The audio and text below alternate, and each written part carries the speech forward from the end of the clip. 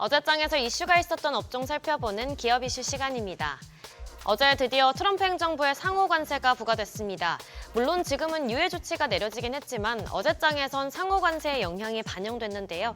그러면서 2차 전지주가 하락했는데 이러한 미국 우선주의의 통상 정책으로 국내 2차 전지 산업의 신용도가 흔들릴 수 있다는 진단이 악재로 작용했습니다. 나이스 신용평가는 국내 2차 전지 소재 기업의 경우 미국에서 생산되는 비중이 작아서 상호 관세로 수익성 저하가 예상된다고 분석했는데요. 또한 우리 기업들이 미국향 수출이 많은 완성차 기업에 주로 납품하고 있어서 수요 둔화나 마진 압박 등의 형태로 부담이 확대될 수 있다고 봤습니다.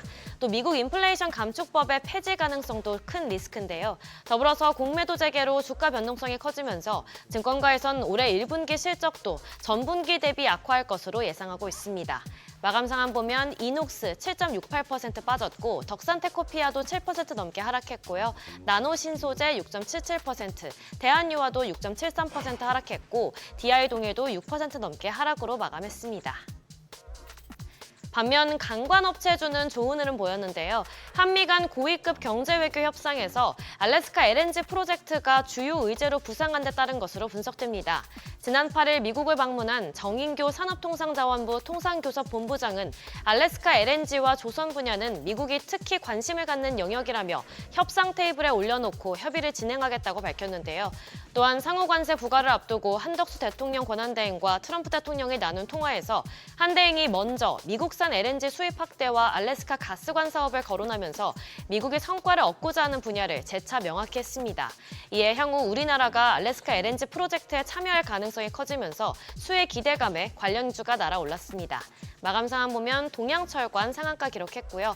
넥스틸 26.25%, 하이스틸 11% 넘게 올랐고 휴스틸도 11% 가까이 올랐고 금강공업도 8.92% 강세로 마감했습니다.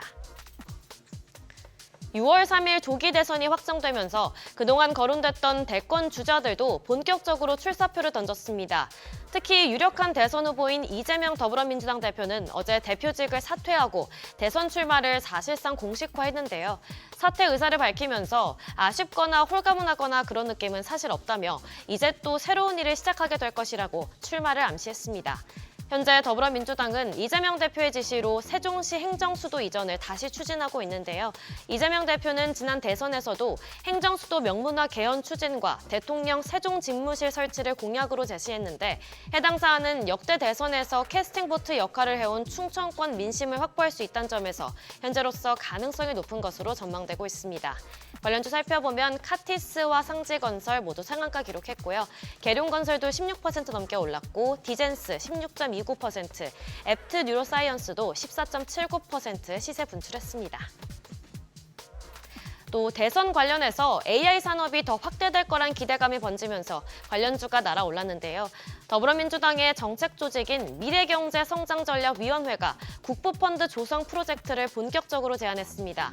미국의 AI 인프라 펀드처럼 국가 투자 펀드를 운용해서 AI 생태계에서부터 청정에너지, 지역개발 등 장기적인 산업 육성에 필요한 펀드를 만들자는 게 골자인데요. 더 나아가 더불어민주당이 전문성 있는 AI 정책 마련에 속도를 내는 과정에서 지난달 7일 출범한 AI 강국위원회에 신진우 카이스트 석좌 교수를 원외 부위원장으로 임명한 점도 호재로 작용했습니다. 이처럼 AI 정책 관련 수혜 기대감이 커지면서 관련주가 강하게 시세 분출했는데요.